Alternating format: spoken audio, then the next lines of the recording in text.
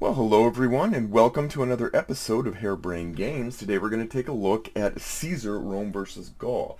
Now, this is a game that I got a couple years ago, and I set it up and played it for a bit, set it aside. I didn't really get back to it for a while. Amused me. But recently I've decided to give it another whirl in a more deeper way. It is effectively by Mark Simonich. It's a recreation of Caesar as he battles his way into the regions of Gaul and beyond. And the premise is two players, so one side plays the Gallic tribes in all their glory, one side plays Caesar and the Romans.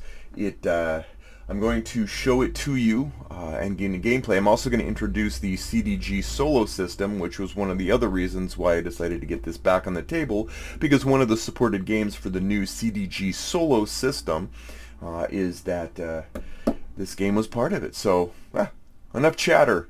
Let's go! Okay, let's take a look at what comes in Caesar, Rome versus Gaul by Mark Simonich and GMT Games. First off, you have the ever illustrious mounted map showing the Roman side, showing all of Gaul, broken up into regions. I believe there are 6 regions, and each region has provinces.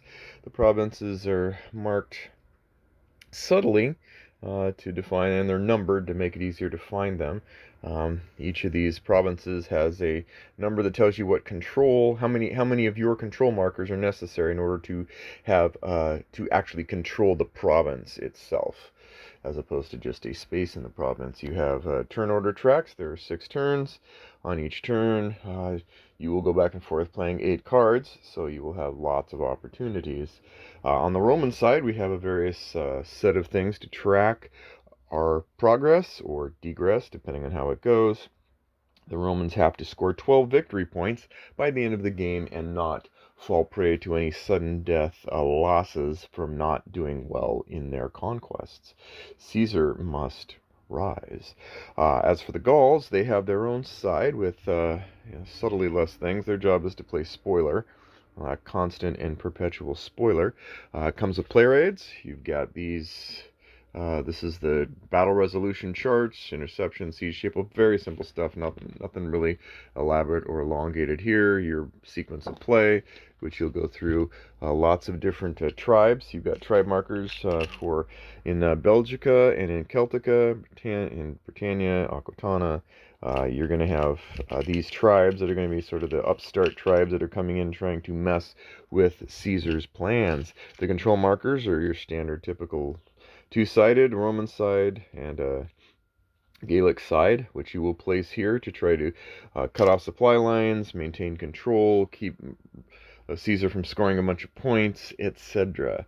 Also, we have these really nice, hefty size cards. These are larger size and they come sleeved, so you have an opportunity to have them sleeved right from the get-go at no cost to your own. There's either neutral or Roman or Gaelic cards with events that go on the cards. You can use them for the points, you can use them for the events, sometimes you can use them for the event and the points. Very cool stuff. Each side has two dice, which they will roll as part of the battle resolution plan. Now, then we have the manual, which is not too elaborate. It's around 20 some odd pages, including an example of play that's fairly sufficient. Hi there. Why does he look so familiar? Oh, that's right. Anyway, all right, and there you have it. Now, in addition to this, I'm also going to show you sort of indirectly the CDG solo system, because Caesar, Rome versus Gaul, is one of the games that will take advantage of this system, and so I will be playing a two-handed game using the solo system of play. So you get 2 for 1 day. Bonus! Anyway, that's what we got. Let's get rolling on an example of play. Okay, let's get rolling on an example of play. Now again, the object of the game is for Caesar to accrue or amass by the end of turn 6. He needs to have 12 victory points. And how you get victory points is done in a cacophony of different ways. A veritable cornucopia of procuring goodness. There are certain ways, there are certain particular areas of the map, Britannia and Germanica, that if you can get in and you can remove or convert these, you can grab these victory points here, and that's usually 4 points. That's a third of the way to victory. So that's one way. However, notice the extreme distance by which one has to go, which means that the Gaelic forces can do lots of things in the middle to try to mess or undo or mess with plans. Also, you can earn points for capturing this point here, and for every tribe you eliminate, not subdue or submit or force to submit, but eliminate, they will go here, and every 4 tribes is an extra victory point. So again, 2 points, 4 points, get 6 points, you're halfway there. But how do you get the other points? And that happens over time using each turn. At the end of a resolution, you're going to get you're basically going to get a report card, and that report card is basically how much you dominate versus or have presence in any particular area. For example, if I dominate, if I have more provinces I control in Celtica than the Gauls do, then I'm going to get 5 points. If I have any presence at all there, I'm going to get 2. Same for Belgica in there. I'm going to lose points if I lose control of any of these regions here. That would be embarrassing. And then once that happens, based on the amount of points you get, you're either going to get this handy dandy 2 governance points if you rocked it, 1 governance points if you did somewhat okay, 0, you just discard the token if you did so poorly and you have such less control that you're just frankly not impressive to the Romans in the consulate. And if you do really, really bad and you can't even make a few paltry points, you just flat out lose the game entirely. No Caesar for you. That's how you win as the Romans. Now, how do you win for the Gaelic tribes? Well, it's pretty simple. You invert the criteria. You keep Caesar from scoring 12 points. There you go. That's how it goes. Now, each player is going to start with 8 cards. Well, no, let's just go down the priority order here. The first thing we do is Gaelic reinforcements. That means that we're going to randomly choose 3 tribes. 1, 2, 3. We don't know where they're coming, what they're doing. 3 tribes. Each tribe corresponds to a particular city in a particular region. And so we're going to take and we're going to put this each side each of these, like the Pictones. Pictones, they're number 17. We go over here. Now anywhere here in the Pictones area, you can place a city. I'm going to place mine here. That's going to make Caesar travel a little farther. And then the Amrici, they're in 9, so we look up the number 9. The numbers are very handy. 9, so we're here. And so we have, we have 3. Notice that we have 4 spaces in Armorici. And so in order for Caesar to control this, they need to have, we're going to put it here. That gives us opportunities for later. And then finally, we have Atrabites. That's just a travesty, Atrabites. So he's up in room 3. Room service at room 3. And again, we can put here. Now, there's already some intrinsic fortresses, you'll notice. These are strongholds that Caesar is going to have to generally get rid of or contend with. At times, maybe. Depending on his needs and where he's at, he's going to be running around a lot. Overwhelming force, but he can only be in one place at one time. Alright, so we've now established the Gaelic tribes that are going to be on the map. Then we do Roman replacements and reinforcements. Now this doesn't matter in turn 1, but in additional turns, as his forces are depleted, he's going to be able to regenerate a certain amount of them, including some emergency situations where he might take some these markers out to be able to give himself a little boost. It really depends on how things are going for Caesar in his campaigns. Then we have the Place Caesar segment, which we don't do again. Caesar always goes back to Rome at the end of the turn, and there is a chance he'll be delayed up until turn 2 of any round, once a game, but otherwise not. But then he can go pretty much anywhere and join any group or army. He just sort of transports. He's Caesar, He's pretty cool at that. The Roman Legate segment will let you actually take your legatas, because they go back during the winter, and you re-grab random like leaders to help you, legats. And then we basically give, well, 8 cards to each player, although we're using the CGG system, so we're not going to be doing that. And that's really the first phase, the reinforcement phase. Then we're going to go to the Gaelic Spring muster phase, and then every Gaelic tribe or leader can move up to 3 spaces. Not a wise deal early on. Later on, you can position yourself, combine your forces. You might be able to sort of configure yourself to prepare to be able to mess with Caesar. Right now, it's a really bad idea for these guys, in my opinion, to be moving out too far from the city. The city gives them 4, 5, 6, it gives them some protection behind walls, which is what they want. There's no way they're going to go toe-to-toe with Caesar generally and win, because Caesar's forces are here. Now, you don't see them up here. We stack them for the lesser ones. We stack them like here. We've got this Dr. Brutus, sorry, D. Brutus, I'm kidding. So 2, 4 is the strength. It's movement, strength, and battle or tactics level. So, and then we get these nice, better, cooler looking things here for the more heroic members of the game. So, all right, but we know that this holding box holds Caesar's units, so he's not up off the camera because he has so many units, but he's a powerhouse, and he has 2, 4, 6, 8, 10, 12. So he's enormous. Have you seen these Romans? They're ginormous. Anyway, so we got that. So we're not going to move. We're going to skip that. We're going to get right into the strategy phase. And this is where it gets interesting. Now, in the CGD system, the Gaelic forces start first unless the Romans have a particular card. We're not going to get into that detail, but low E. So we're going to go look at E, and it says if there's only one or no face-up cards in the display, flip any one face-down card face-up until there are 2 face-up cards. So I get to choose. It doesn't really matter. I don't know what they are. All right. There we go. Ooh, the best kind of a prize is a surprise. All right. Surprise cards can be used at any time. They mess with you. This one basically gives you an advantage in battle.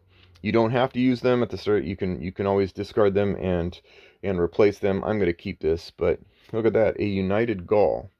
So I can either use this card for the points or the event.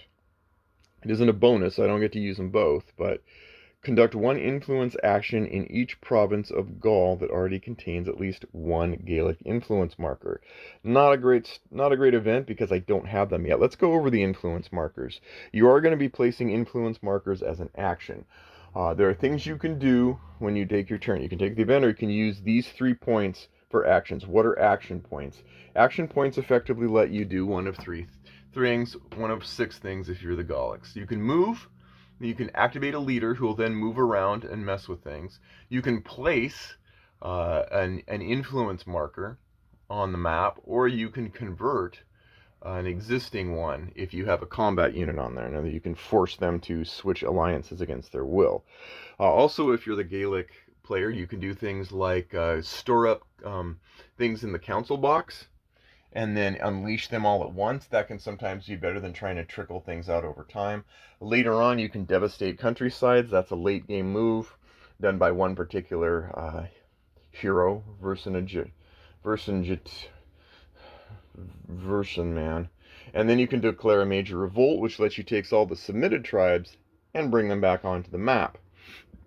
Note that every unit has a particular city. If that city goes away, so does the unit. If the unit goes away, so does the city. They are inextricably linked. And that's generally the cost. So we're going to do 3 things here. We're going to place influence, because I'm going to show you how it goes. Why not? I'm going to do this and place influence here, and place influence here, place influence marker here. I don't have any combat units. I don't want to move them. Oh, maybe I do. No, I don't. I really don't want to move them out right now. So then I'm going to take a third action and there. Now, why did I do this? I did it to make it more difficult for Caesar and the Romans to make their way into Belgica. There are advantages in combat when your side has owns a particular province. You're going to get a bonus that can be helpful, particularly helpful if you're going against Caesar. But we've used our 3 points, so we get rid of that.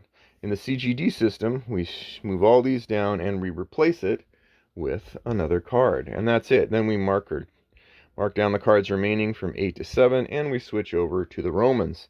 The Romans are hopping mad. We're going to reroll that one. Okay, good. DE.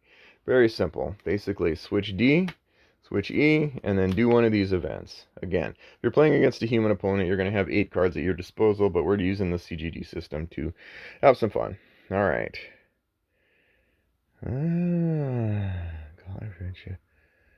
Okay. So, you know what?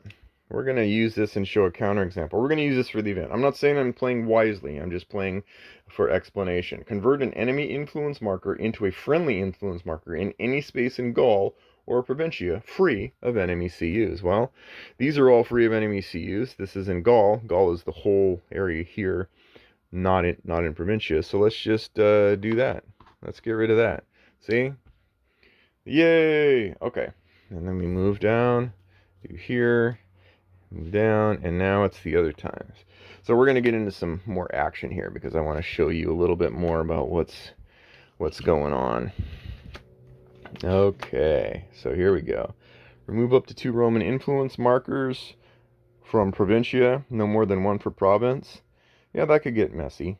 No, well, yeah, let's do that. So let's remove this one, let's remove this one. So again, at a certain point when they lose control, they're going to get negative points when it's time at the end of the round to basically give that report card to Caesar. So again, not saying these are smart moves, I'm just saying these are moves. All right, and then we go down to 6 and we move here. CDE, same thing. So CDE. Now we're going to have some fun. We're not going to worry about the events right now. We're going to do something that Caesar really likes. We're going to spend 2 points. Again, this is an event that doesn't affect us, so we don't have to worry about it in the slightest. So we're going to use these 2 events. One of the things we can do is activate one of our leaders, and we're activating Caesar, and he can travel up to, as long as he's not encumbered, as long as he only has six actual units or less, he can use his full points. If he has more than that, then he doubles the movement cost of where he wants to go. Now we're gonna go here.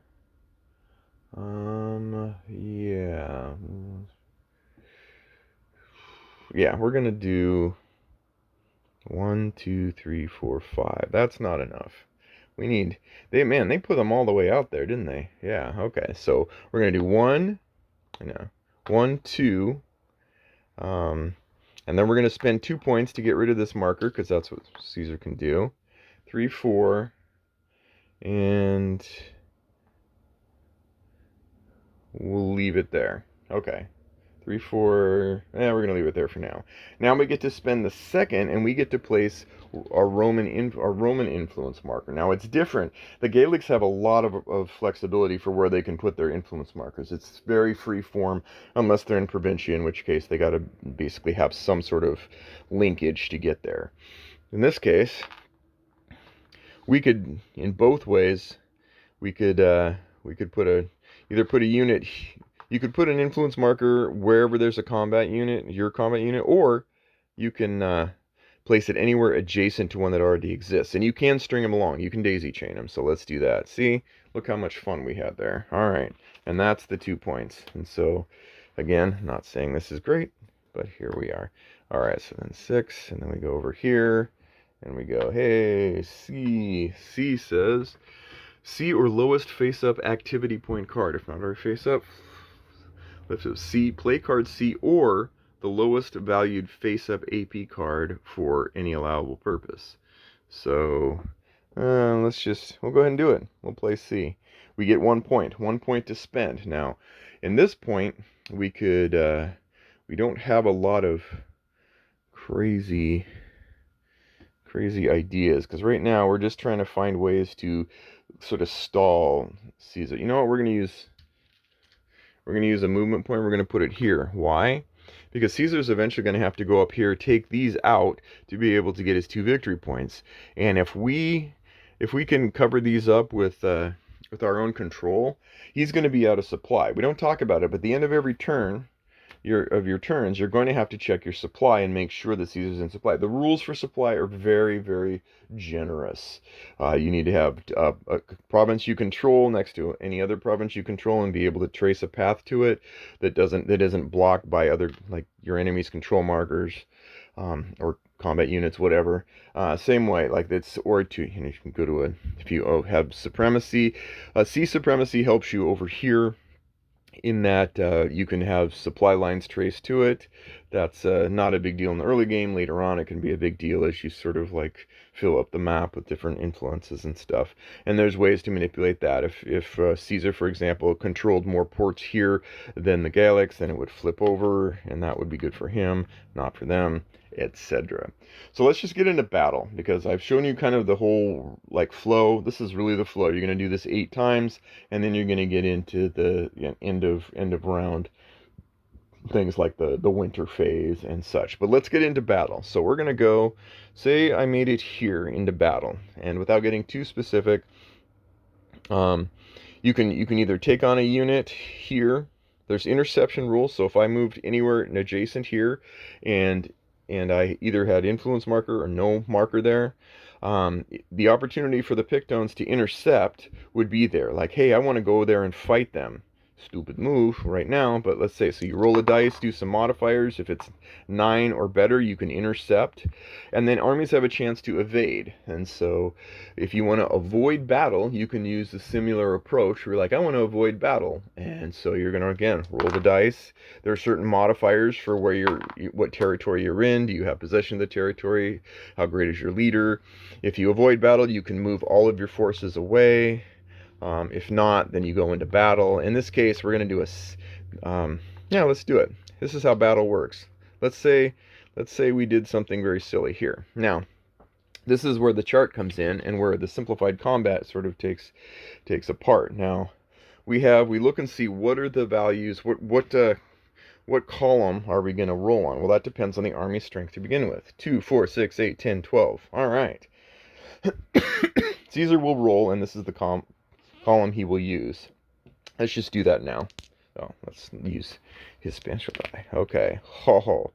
11. Dang. All right, so he's going to roll, and he has 11. So right now he's at 12 and 11. That's not looking good for the Gallics. So, all right. However, the Pictones, they have a strength of 4. So we go 1, 2, 3, 4. They roll their dice, and that's terrible. Like, really bad. Okay, so that's not good. So, but it's not over yet, because there's the reroll phase. Depending on the tactical rating here, you get this many rerolls. Now, Caesar will start, and he'll say, you know what? I'm happy. I don't really need you to reroll. But the Gallic player does have one rule. He's like, no, you reroll that 6. 3. All right.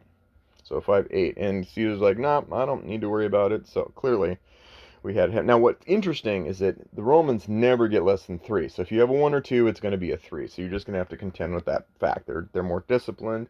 They know what they're doing, etc.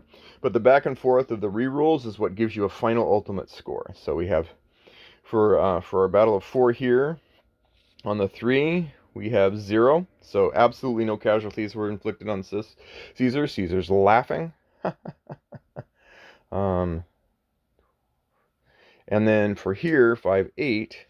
So we have 12, 8, 3 units. So those are 3 hits, which is basically, you take a hit, you go to a weak side, you take another hit, you're out. Now that sounds cool, except for, here's this, the 3 to 1, 3 to 1 modifier. Okay, so I did all that to show you, but the reality is this. There are certain caps on the differentiation between battle size. So, for example, with 2, 4, 6, 8, 10, 12, and 4, well, 12 divided by 4 is 3. That's 3 to 1 odds. If you have 3 to 1 odds, then the tribe instantly says, we give up. Like, white flag, we're done. That's called submitting to Caesar. That means that all of this that I did was superfluous. You didn't really have to do it unless you're less than 3 to 1. That said, what happens is that this unit gets taken to half steam and put here in the submitted tribes. Uh, that's it. That's not necessarily good for either side. To be honest with you, one of the reasons for that is because, remember, the victory point conditions, if you eliminate a tribe, you're going to get at least some chance of getting a victory point. In this case, because of the overwhelming support, they're like, yeah, we give up, we submit. And that puts them in this sort of state where later on, they could come back by the Gaelics using an action to go ahead and empty that and bring them back out on the map. So it's really kind of tricky. Like, you want force, but not necessarily so overwhelming that you just, yeah, you can't just annihilate some. I guess the rules of war, or the doctrines of war have to be respected. Like, we give up. Okay, I'd really like to take you out, but okay. So anyway, so that's an example of one the battle submitting, and what happens if they lose. If they lost, they'd go over here. Yay, on the way to points. There's the other thing where these go away because of that. Then there go fortified city over there. Again, they're inextricably linked. All right, so that we have battle, showing a battle. Now let's show a siege. When you go here and you get into a siege, it's different. You have to have 3 movement points to actually start one. So once you land here, it's in a state of being besieged. You don't need to worry about that sort of switching. But in order to actually advance the siege, you have to spend 3 movement points of Caesar. And again, he's got 5 to work with. So if he's here, 1, 2, 3, 4, 5. Now how does that work? Well, again, you're looking at the odds and you're saying, what are the odds right here? Again, if it's 3 to 1, then it's an automatic submit, and again, not necessarily what Caesar wants. In this case, though, it's not 3 to 1. It's 2, 4, 6, 8, 10, 12 to 6. That's 2 to 1, the 2 to 1 odds. So then you roll the dice, and we get a 7. So at 2 to 1 on 7, you're going to basically hit, oh, that's not, yeah, you're going to take a hit, but you're going to do 2 siege points. So that's great. It takes 3 siege points to take out this, but he did have to take a hit, which means that one of his units has to be dropped to half. And when these units are lost, they go here in the eliminated legions. They can come back and reconstitute, but not usually very soon. And that's going to go on. Once he's achieved 3 siege points, then again, this goes out, or, if there is a possibility that they can submit, but otherwise they go, ouch, I've taken out this. So out goes here, the siege goes back, and now we've got an eliminated tribe. And that's just the way it is. So those are some things that Caesar can do. Again, and we're not showing the Gaelic side of it as much as I'd like, other than to say that your job is to spoil all these things. There's times when you can group up. For example, during that siege, there are ways to have an active army come in and try and help out. Later on in the game, you're going to get Ambrox and my main man V, and they're going to come in and they're going to be able to do some things like devastate, cut off supply lines. And honestly, as much as Caesar seems powerful, the fact that he's only in one place means you can do a lot of stuff in a lot of ways that he can't get to, or has to force him to spend time getting to. There's so much more to this. There's lots of little details, too, about how you handle certain situations. Not going to get into those because this is about what you're going to expect. As the turns go on, you're going to see influence wax and wane. You're going to see the Gaelic forces are going to bring people onto the map. Again, like once, you do an action and you bring these guys back out again, and you can even, group them together. You can do some things to, again, cut off supply lines. When the winter comes, the interesting thing is when winter comes, Caesar goes away. And when he comes, I'm just being real simple here. And then both of the legates, unless you want to keep one, go back in the draw cup. You're going to get new warriors to help you. And so they'll go do their thing. And then the legions themselves, wherever they were at, again, they get to, we should have kept Caesar there, depending on the winter rules. Let's actually put, yeah, yep. Turn off siege mark. Yeah, sieges end. Mercenary units, return all on the map. Yeah. Yes. Isolation, end of winter. Sorry, I'm trying to remember and make sure that I do this right. I'm just going to show you. So basically, if Caesar was here, he disperses his units around. If there's certain If there's obviously if there's enemy units or these aren't yours on your side, then that's going to cost you some uh, some steps in combat. But then he goes away, and then the cool thing is that when it restarts again, like you get control there, and then you can sort of branch out there too. So you can see how things grow. And then when he comes back, he's like, "Hey, I'm back, guys! Yay, hail Caesar!" And then you can form up his posse and head on out and do some more kick butt stuff.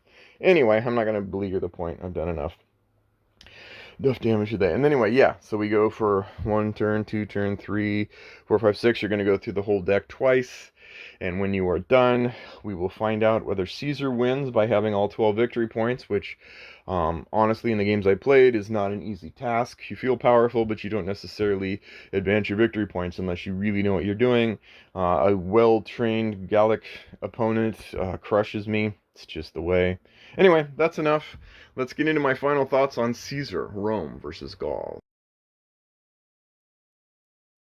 Okay, final thoughts on Caesar, Rome versus Gaul. As always, we get into the cons first, then the pros, then our final conclusions. So as for the cons, I will say that if you are coming here from Washington's War or Hannibal, successors, etc., in a game of this style, you were going to find that there was a pretty significant simplification pass over some of the aspects of what you will find in the predecessors. If you are not, if it's something where you're looking for something with the same sort of meat and intricacy of detail, particularly in the combat facet, you may not find this to be as deep as you would prefer. That's okay. I don't think I wasn't bothered by it at all. I think that actually it does a really good job of simplifying all the right ways, of taking the parts of it and just kind of streamlining certain things. The combat is probably the biggest departure in that it really comes down to you have 2 dice to roll, look up on the table, you get re-rolls, that's your special power, etc. That's really the scope of it. Normally, I don't like it when you just distill everything down to you get 3 rerolls, you get 5 rerolls, or sometimes I like a little bit more pizzazz or something a little more clever. But here it works because honestly, you're taking the entire flow of the game, and it's not a short game. It's there's a nice simple flow to it, but that doesn't mean it's terse, and it makes I think there's still some tension there, like re-rolling back and forth. Like okay, it's pretty easy to tell. There's not a lot of ingenuity. Like, look, if you rolled a 1 and I've got all 4 and 4, and it's my turn to decide who re-rolls me or you, I'm gonna have, I'm gonna re-roll whatever benefits me. If you have a 6, I'm gonna make you re-roll it, kind of thing. So, other than a few contextual situations where that might not be true and they're on the fringe, for the most part, you're gonna know. You're kind of gonna get it's pretty deterministic as far as what you're gonna want to do, the choices you're gonna make. The province, this is another small thing, but the province boundaries on the map are pretty subtle, and that isn't a big deal at all. It's just you have to be mindful of that going, okay, like if I need to take control, I need 3 or 4, what's that boundary again? My eyes aren't that great, and so it's not, they're pretty subtle province boundaries. That said, if they made them more stark, it might have made the map look a little weird, so I kind of like the style as it is, so artistically, I think it's worth the trade-off. And finally, winning with Rome, I'm told, is not as easy. That as time gone by and people have played it, this is mostly for veteran people, as I've discussed it with it, that Rome, you've got to be at the top of your game to be to be able to pull it off as Rome. I someday pray for the day when my skill level is high enough where I can blame that and not my own failed misgivings, whatever. Enough. Now let's get to the pros, the things I like about Caesar, Rome versus Gaul. The rulebook is concise and precise, and I like that. It's 24 pages, but honestly, the rules are very clear, very simple, very laid out, a lot of precision, not a lot of ambiguities. There's a living rules because there's always little tweaks that need to be made, but there's nothing here that's going to showstop you or undo your trust and confidence in the general high level of GMT rulebooks. Also, there's a lot of aftermarket on Board Game Geek. There's a lot of after-release questions that are answered. Very, very active individuals on that. The again, like it's funny because the answers to that, the particular representative, the designer, the developer that answers the questions is also very concise and precise. So don't expect glorious words and hand holding. He kind of reminds me of my one of my teachers in high school who's like, "Teacher, I don't know the answer to this question." "Well, did you read the homework?" "Yes." "Did you read page 43? "Yes." "Did you read paragraph 2? "Yes." "Well, what does it say?" And then they find the answer and like, it wasn't there before. But anyway, yeah, you're going to get a lot of help and support to answer the questions for this. So, I will say this is an excellent complement to the CGD solo system. I'm glad I started with this. It does that system has support for Washington's War, Command and Conquer Samurai, and Paths of Glory, a few other things. This is a really good, simple, nice first game to do with the CGD solo system. I think it was made for me. I know a lot of people, they have no problem playing multi-handed. They play coin games. They play all four sides. They go through the flowcharts and whatever. I tend to get a little bit overwhelmed playing multi-hands after a while, where I'll start off real strong, but then after a couple turns, I'm like, ugh.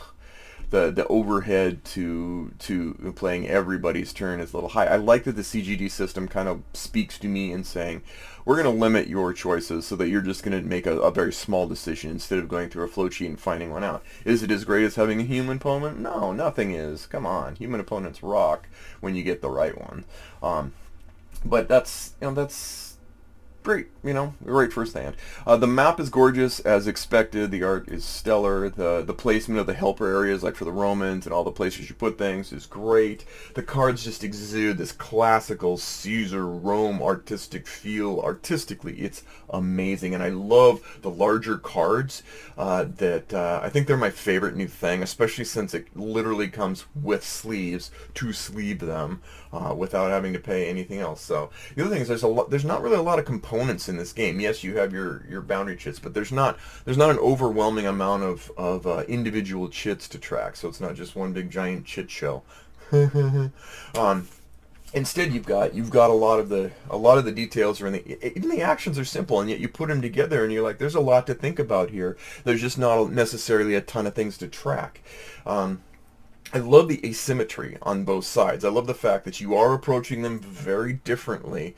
I think it's pronounced and reasonable for how they lay it out. There's some nice touches, little tiny things that come into play. Like Caesar, he's delayed one turn maybe in the Germanica tribes and how they kind of have their little influence, and naval supremacy in the outskirt areas that when's a good time for. No problem. Bye bye.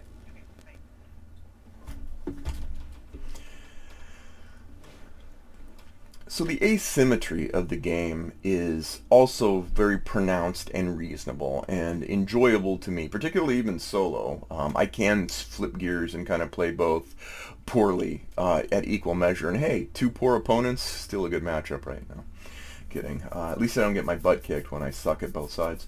There's some nice touches here. I mean, besides the asymmetry, where you're like, look, like you're not going to just play two different sides that are pretty mostly the same. They just happen to have different colors and different unit values and whatever. In this case, there's some nice touches as well. Caesar being delayed for a turn, kind of indicative of sort of the interaction between him and the folks back home. The Germanica tribes and how they play a part is kind of a spoiler on both sides. Naval supremacy, the outskirts areas that Caesar has to be a little bit strategic about when he's going to try and go for those, and what he's going to leave behind, and what shenanigans and mischief the Gaelic tribes can come at him with while he's doing that. And again, I come back to the combat. Even though it's simplified down to a roll dice, re-roll, here's a table chart, I still think it's meaningful, and I think it's quick, and I think it's got tension, and I think it just keeps you going in the game. It doesn't pull you out for sort of a sub-phase and then pull you back in. Yes, it's a small sub-phase, but generally speaking, you're rolling. You're rolling literally and metaphorically. You're rolling on the turns, and you're going. I mean, it's 6 turns, 8 cards apiece. That's a lot of little mini turns, and I like that they just keep the game going. The cleverness of submitting versus eliminating is also a great deal of interest to me. It sort of reminds me of sort of Churchill, where you can't win by too much or you don't really win at all. You have to kind of keep it in this range. And the same thing with Caesar. Like, I really would rather eliminate you than have you submit to me in this fake manner. because then I'll see you again, and that's not always, that can be a pain in the butt for him. So I just feel like the Romans feel powerful, like Roman powerful, and the only thing they're short on is omnipresence, and the Gaelic tribes feel like these plucky spoilers and opportunists that are always trying to mess with Caesar's plans. Now, before I get into my final conclusions, there is something I think that I'd like to talk about, and that is having both Falling Sky, the GMT coin game, and Caesar, the GMT game, um, and comparing the two, because that gets asked a lot, particularly in local groups. How would you compare them? Well, as you know, Falling Sky is a coin game, and so it's going to drive towards the coin game mechanics, and so it's a coin game tailored to Caesar's Gaelic campaigns. Caesar, on the other hand, this game is more of a Washington's War successors Hannibal style, tailored to the same thing, like Caesar's Conquest, and so they both come with their own sort of pre-built foundations. Although I think that it's more clearly obvious that Falling Sky is a coin game than it is Caesar is a simplified successor to those games. I think. Yeah. So for Falling Sky, there's a more nuanced political complexity, more vivid and concrete representations of the factions that are going on, whereas Caesar Rome versus Gaul it provides hints and flavor of those elements of the Aedui, the Vercingetorix tribes, Britannia, etc. But it definitely doesn't make them a first class part of the experience, so that it can keep the gameplay streamlined. And so you have that difference. Falling Sky has 4 factions that you can play. Caesar has 2. Like, that's okay. I think that Caesar is simpler. I would say it's simpler, especially at the outset, than Falling Sky, which has more complexity to the interactions. The various win conditions are different for all 4 sides. You have that already. I would say that Falling Sky may be a slightly quicker game if you have people playing it, but that's because there's a lot. You have 4 different ways people vying for victory conditions, but that's not guaranteed. Caesar can take a while. It literally can. There's a lot of turns to take. It can also end really quickly. It really can. So I guess it's kind of a draw there. They both handled the overwhelming power of Rome differently. In Caesar, the Gaelic tribes are more powerful than legions. Actually, maybe they represent more just sum or quantity or whatever. But the legions have a minimum level of die rolling. You're never going to be less than a certain level of number, and so that helps out. Plus, they have Caesar, which is in his radical reroll ability, just kicks butt. As far as the Falling Sky, the Romans have a huge numerical strength advantage, and so that's where they kind of approach the topic. In fact, they both approach the topic of Caesar relatively orthogonally. There's some common ground, but there's definitely enough differences that I don't think they compete with each other at all.